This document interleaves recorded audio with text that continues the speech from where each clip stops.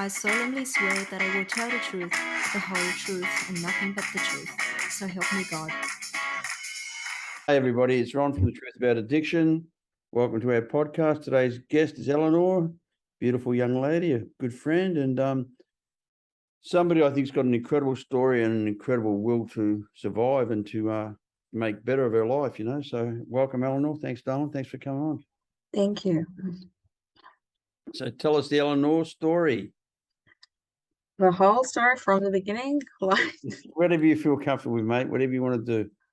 I grew up and I just really didn't feel like I fit in, but I was always really sad and depressed and like not belonging, really always in my head. So I was like suffering for a long time. I guess but now I look back at it and I was like living in my disease like a long time before I ever like started using drugs. Yep. I grew up with parents who were like alcoholics, and I watched them, and I like hated it. I hated that they were like that, and I decided that I didn't want to be like that, and that was never going to be me. Like I turned 18 and I didn't drink. I just tried to live a normal life and like but still like try and do what my family wanted me to do, which was like, go to uni, like do a degree and like get a good job. And it just like I never felt like I was enough. And so I tried so hard, and I was really, I don't know, I put like so much effort into my health and like trying to be good at everything, and it just like it never seemed to work out. Like I was still really sad and depressed and not a part of anything. And so I started drinking and going out when I was about 20, and then I got like a lot of attention. So I kind of thought, oh, you know what, like maybe I should try stripping. And so I started stripping, and that's when I first like got introduced to drugs.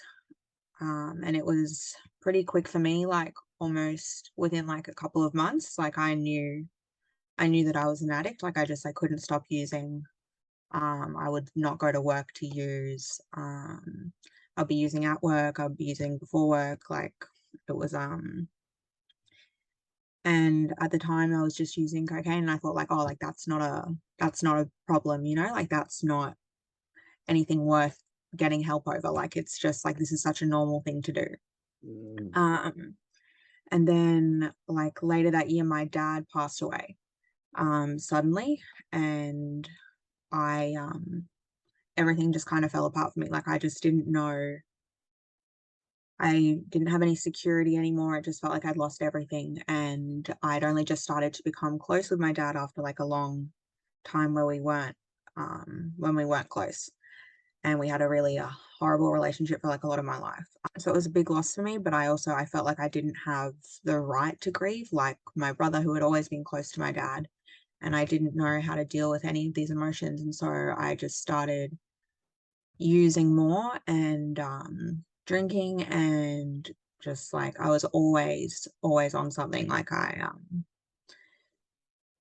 really struggled around this, and I just didn't know how to feel the pain. And so that put like a little barrier in place so I could still feel, but it was just like it was okay. And it didn't hurt as much. It kind of spiraled, and I got fired from my job for being fucked up all the time.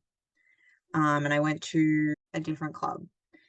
I like went somewhere after work, and someone offered me like meth, and I didn't know what it was, but like I didn't care. I was just at the point that like I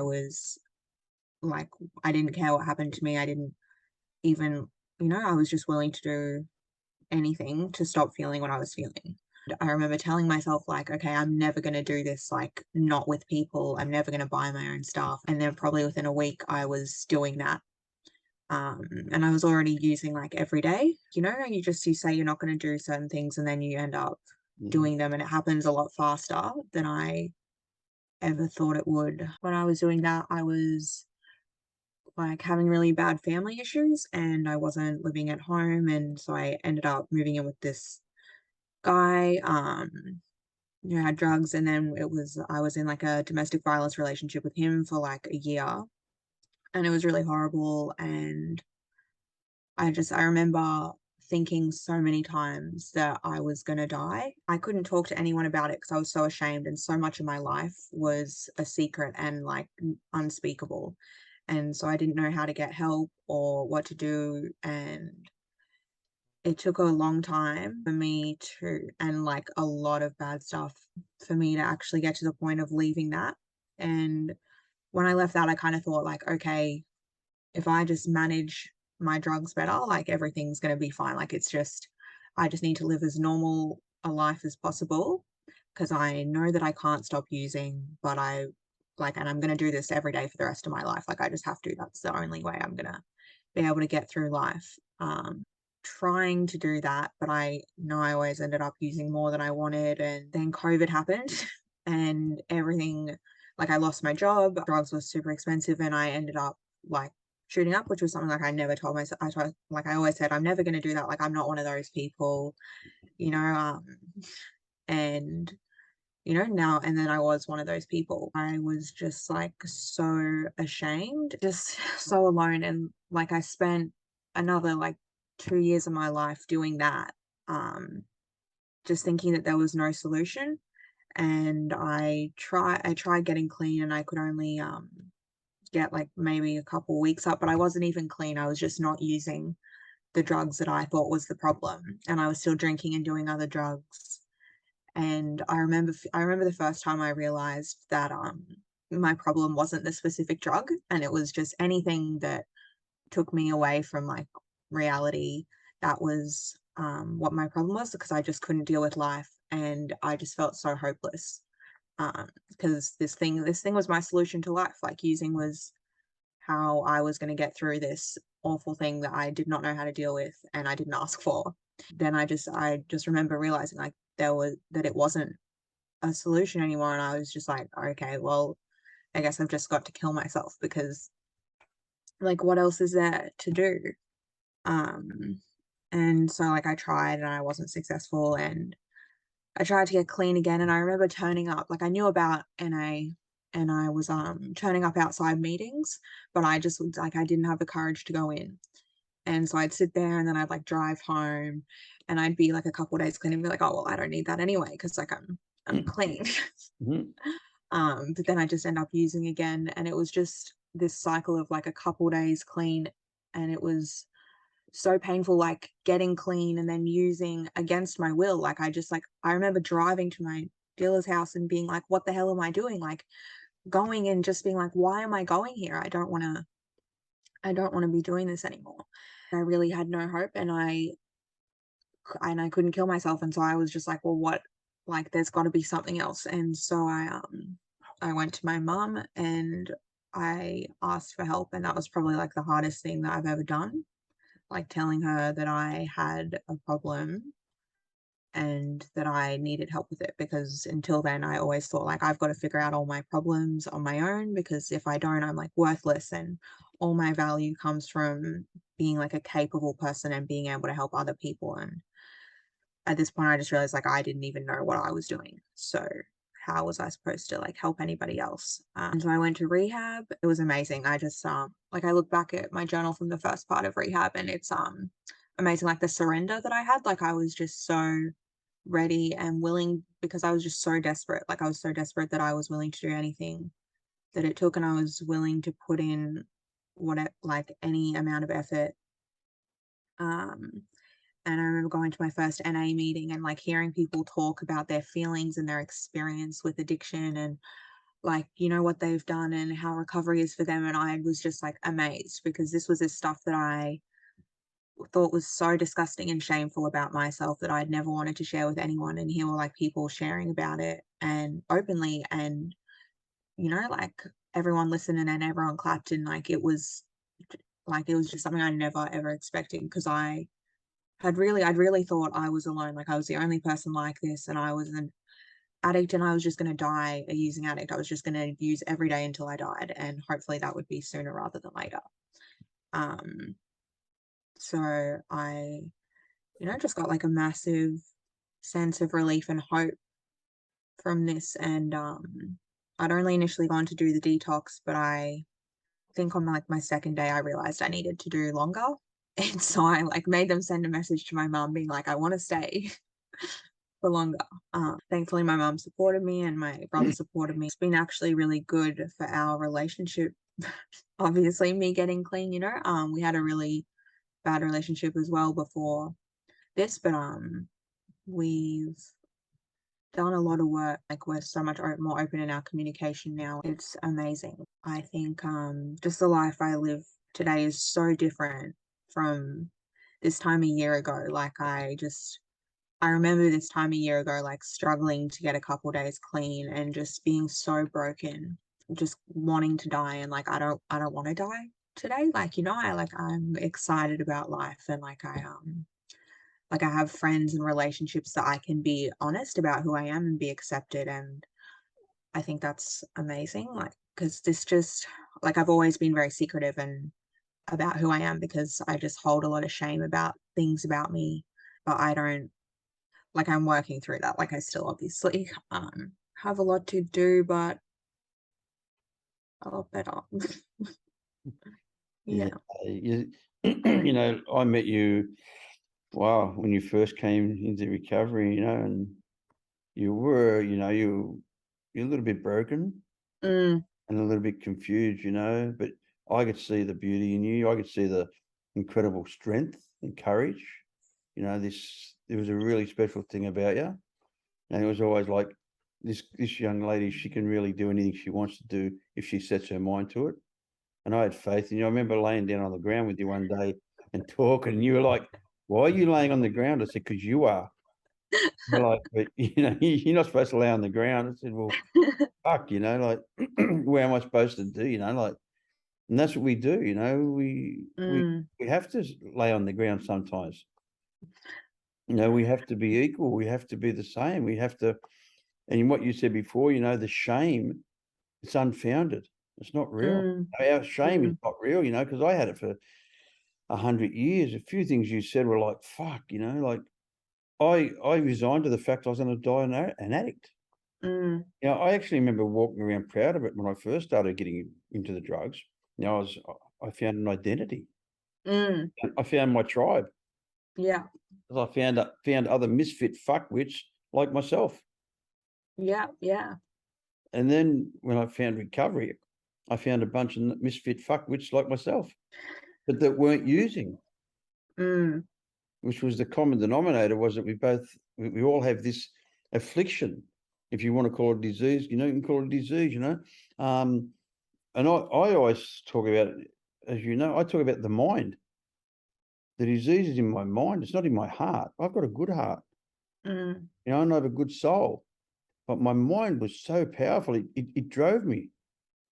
And that thing of driving to the dealer's place and not wanting to, that's such a powerful compulsion that we have no power over until we learn of what it is. It's like, it's such a gift, I believe, finding recovery and finding mm, like-minded people that we can say, oh, I felt like killing myself on a daily basis. Oh, yeah, so did I. Well, wait a minute. I thought I was the only person that felt that. mm. I felt like I wasn't worthy. I felt like my family would be better off without me. Oh, Yeah. fuck yeah, me too. All that beautiful stuff that we go through. And, I think, part of being an addict is the fraud syndrome. And in early recovery, you still have that. We still think, oh, fuck, this is all going to turn to shit. How long have I got to Mm. be able to keep this facade up?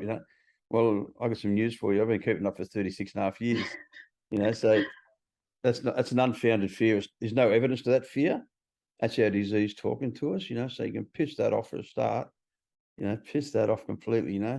You're beautiful, you're wonderful, you've got an abundance of love, an abundance of life to give and to live. And you've got the tools now, and on Mm. a daily basis, you have freedom from active addiction. What a fucking blessing, and and you can't take away the fact that you've done this yourself. You're given tools and you were told where to dig, but you picked up the shovel and dug. And Mm. in the early recovery that I see people not giving themselves enough credit and enough recognition that, hey, wait a minute, I'm going okay. I'm a fucking good human being, man. I'm courageous. I face up to life on life's terms, something I couldn't do for 20x years, whatever you are now.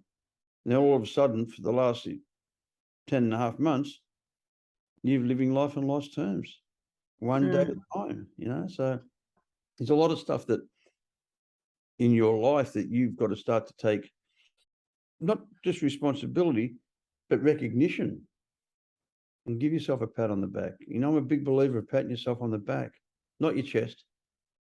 Pat yourself on the chest, you're going backwards. You pat yourself on the back, you're pushing yourself forward. And this is an ongoing program. You know that, we only have a daily reprieve. As long as I do okay today, I've done okay, and, I think you're an inspiration. I think, you coming on this podcast is going to help so many young ladies who've sat in your chair and gone like, I feel worthless, I feel helpless, I feel hopeless, I don't feel worthy. Then all of a sudden they're going like, wow, fuck, me too. And that's what my podcasts are about. My podcasts are not about, making a quid and getting this and getting that, I've got to quit. I'm all right. I don't need to do what I do. I do it because I want to do it. And it's so nice. It's so nice to be able to do what you want to do. You're doing what you want to do at the moment. And it's got nothing to do with anybody else, what we do. That's our life. Our recovery's here. Our life's over there. And, I try not to entwine the two of them because it gets too confusing. Yeah. It gets too confusing when, my recovery is public information. I'm not ashamed of my recovery. I'm not ashamed of who I am. I'm not ashamed of where I've come from. I'm not ashamed of what I've done. Sure, I've done some bad things, but what I call active addiction, we go into survival mode and we have to survive. We're human beings first, male or female second, and we're addict third. And as human beings, we have a survival mode. And before I had any sort of power over this disease, I had to survive on a daily basis because I believed the lie. They told me, if you don't use, you'll die. That's how I felt. Yeah. If I didn't use, I would die. That's how I felt. It was just the compulsion was so strong that I actually feared that if I didn't get stoned today, I would die. And it wasn't even the physical death, it was the spiritual death that I was already feeling that I thought would come to an end.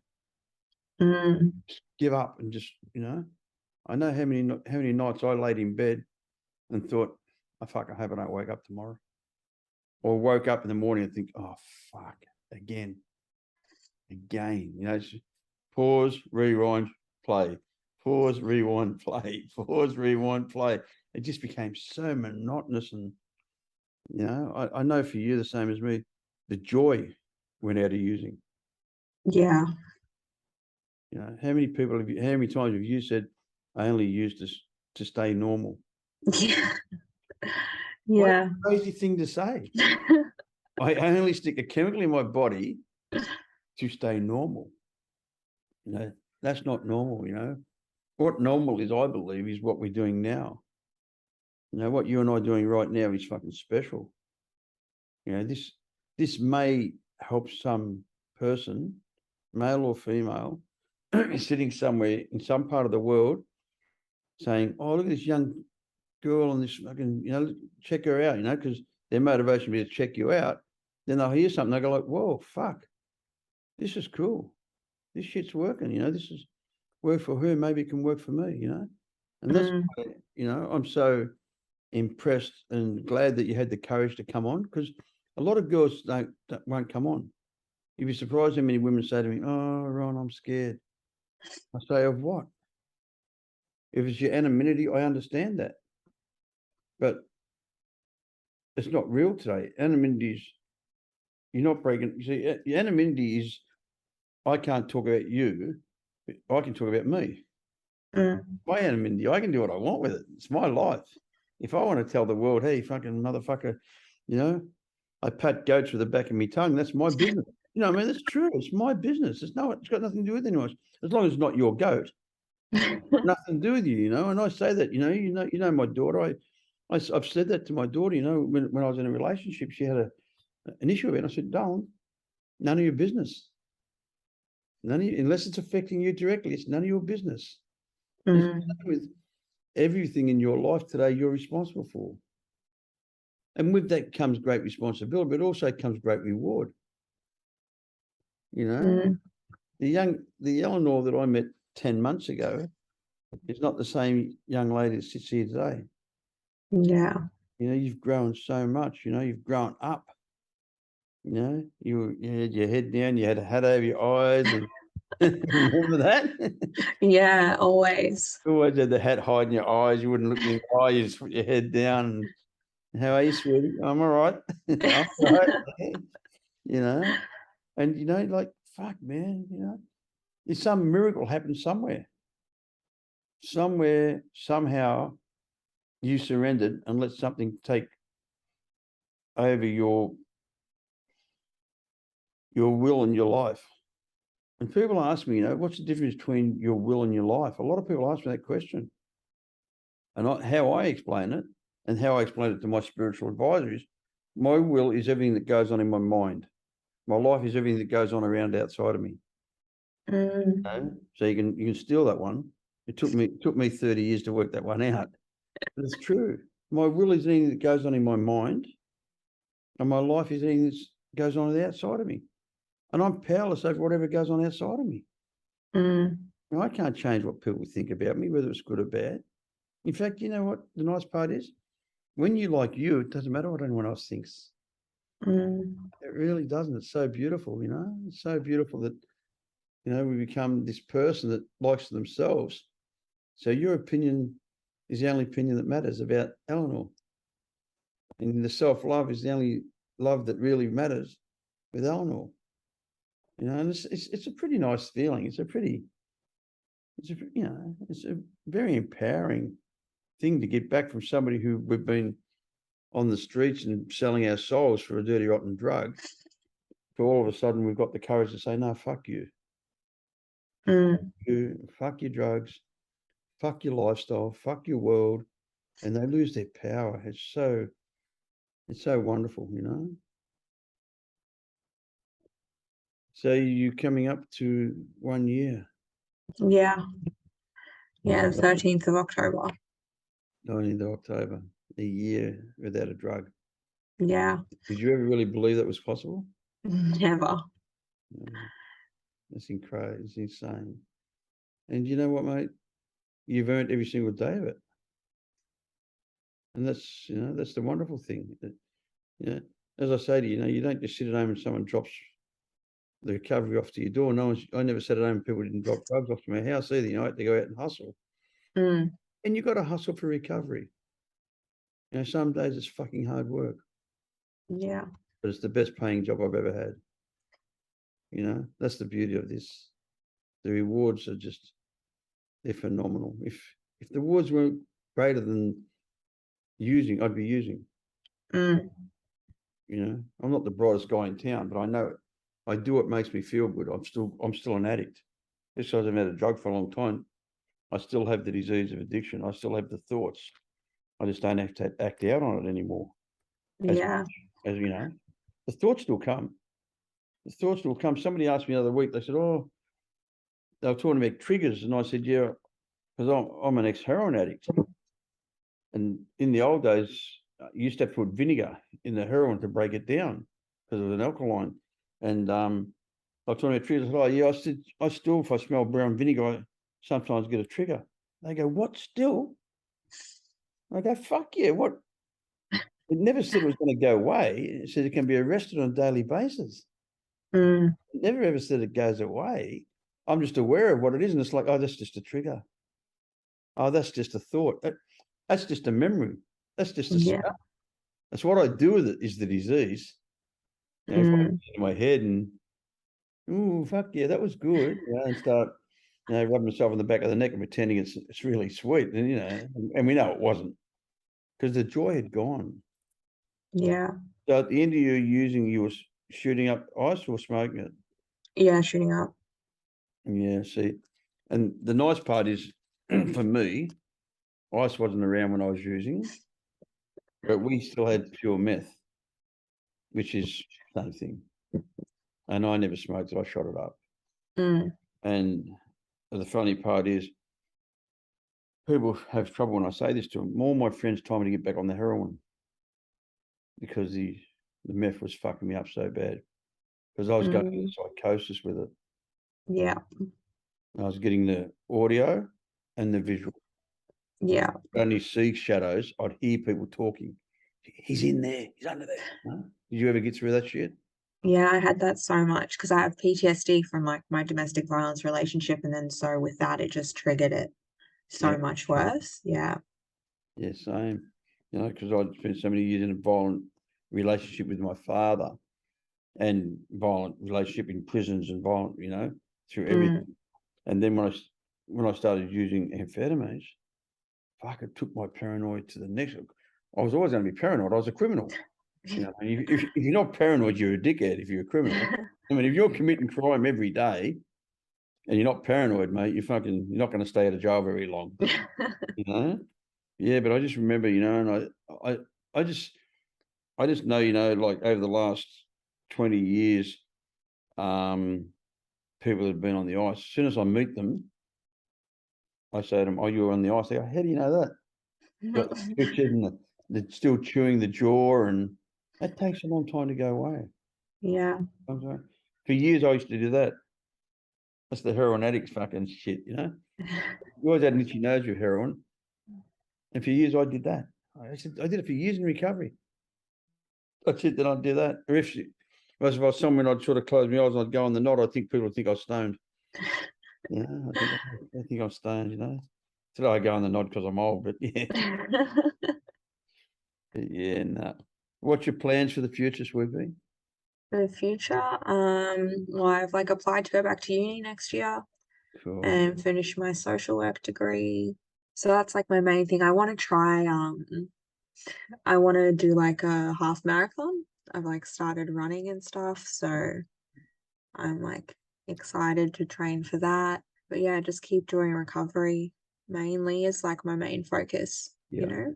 Yeah, 100%. I always say the first year is all about you. The next years are all about the newcomers, you know, because, you know, you're going to kill what you got by giving it away. Doing the half marathon will be good. Yeah. It will be. It'll be really good because it'll be a pride of achievement. You know, I talk about pride of achievement, achievement of pride. Setting goals, making plans, sticking to them. It's so nice to be able to make a plan, and like you to say to me today, yeah, 1:30, and you to be there on time. You know, isn't it nice? Yeah. Yeah. No, it's different. Like I'm just like showing up to things. Yeah. It's rewarding. Yeah. That's that achievement of pride stuff I talk about, you know, that pride of achievement, achievement of pride. Being reliable with your thoughts and your feelings, being reliable to say, if I'm going to do it, I do it. If I say I'm not going to do it, I don't do it. You know, the 8 demands, I'm sure you've heard me talk about those, you know, they are so important in my life. In the program that I run at the Truth of Addiction, I work on those more than the steps. Because the 8 demands go into everything. They go into the steps. They go into your public life. They go into your relationships with everybody. You know, openness, state where you stand and not stand your ground. Be open with your thoughts and your feelings. Be open to change. Acceptance. Accept that other people can see you better than you can see yourself. If one person tells you you've been a dickhead, have a look at it. 2 people tell you you've been a dickhead, have a look at it. 3 people tell you you've been a dickhead, you've been a dickhead. You know, it's true, you know. Congruence. Don't ask somebody to do anything you're not prepared to do yourself. Thoroughness, you know, if you do something, do it properly. Don't cut corners. You know, consistency, starting the day at 5 kilometres an hour, finish at 5 kilometres an hour. Don't head off into the day at 100 miles an hour and then run out of petrol halfway through it, you know. And respect, in giving respect, you earn respect. Respect is something so hard to earn and so easy to lose. And the last one for me is always honesty. To be honest with my thoughts and my feelings. Don't add bits on to make it sound better. Don't leave bits off so your fear of judgment, you know. Because fear is the thing that drove us in addiction. Not being enough, fear of being caught out, you know, all that stuff. And once you have those 8 demands, the fear goes. And where there's no fear, there's faith. And I'm not a religious person. I'm a faithful person. I really believe in faith. I believe in spirituality. And I believe in the spiritual principles.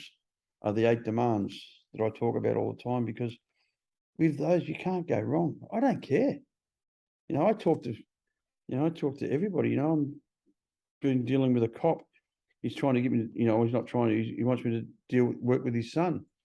And, you know, and I've got a cop that rings me up and talks to me and he's like, oh, can you please help me? You know, you got to remember, I'm a career criminal. It's such a, and you know what? There's no judgment. There's no, you know, of course I'll help his son. I'd be privileged to help his son. See, I think what we do is a privilege. And I think you going into social work and things like that's going to be a really good thing for a lot of people. Because you are an incredibly honest young lady. Thank you. You are. You're an incredibly honest person. Since the day I met you, you've always been honest with me. You've always told me how it was, which is really, really important. You know, because the only reason we're dishonest is because we have fear of judgment, fear of loss, or fear of gain. I'm not gaining, you know. So fear is motivated by, which is self. Yeah. And the biggest thing we need to do is get out of ourselves. Get off ourselves and get onto somebody else. You know, worry about somebody else.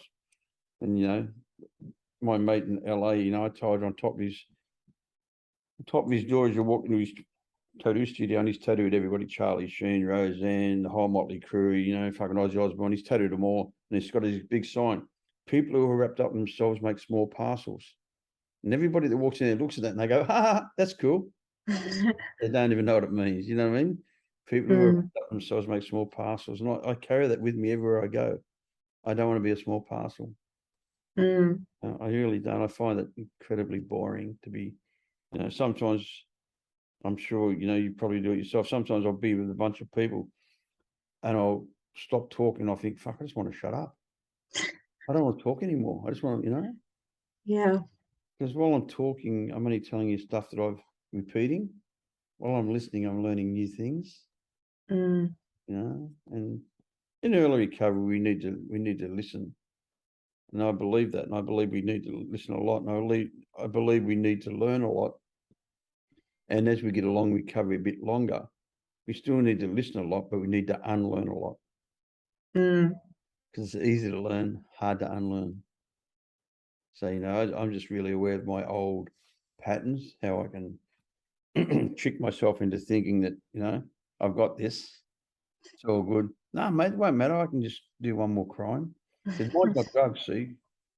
Mine's not drugs. Mine hasn't been drugs for a long time, but mine goes back into other areas of my life where my addiction can still act out on and cause me great harm. And, you know, I'm really blessed that, you know, I have friends and family and people like yourself, you know, that I can be inspired by and go, if she can get through 12 months, I can keep going. You know, it's true. People would say to me, you know, why do you still go to meetings? I said, to see the newcomer. They don't get it. I say, because I want to hear what people are doing. I want to see if there's something new I can learn. And, you know, and if I can say something that helps somebody, that's wonderful. If I can't, I'll listen and I'll learn something, you know. And it inspires me to see people achieve goals, achieve self-worth, achieve freedom, you know, and all those wonderful things that we didn't have in active addiction. Because to me, active addiction is honestly, it's a form of self-mutilation. Yeah. Because I used to put shit on people who used to slash up and all that sort of stuff until my own kids did it. And I'm like, what the fuck, you know? Yeah, because I always thought I was better. But yeah. And then I think about every time that I shot up, I was self-mutilating. Every time I mixed something up that it was a bit dodgy in the spoon, I still put it away. You know? And, you know, like it's horrific when you think about, I don't even want to think about, you know, some of the, when I started using, we never had disposable syringes and needle exchanges and all that shit. You know, we'd have a syringe that lasted fucking 3-6 months. Yeah. Disgusting. It was horrible. That's why everybody's got Hep C these days, you know, because it's just been carried on through the generations from the 70s, you know, because the government in their wisdom stopped all the chemists selling syringes, so everyone just used to share syringes, you know. But so, yeah, you just wash them out, give them a wash out. Yeah, next one. We've come a long way. We've come a long way in our world of recovery. There's no reason today. There's no reason for anyone not to get clean. Mm. So many avenues out there these days. These rehabs, these detoxes. You know, I don't care how people get clean.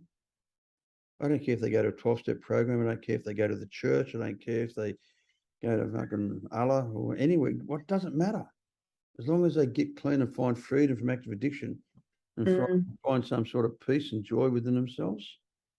Talking to you today has been a really beautiful thing. It's been lovely. I'm so proud to call you my friend.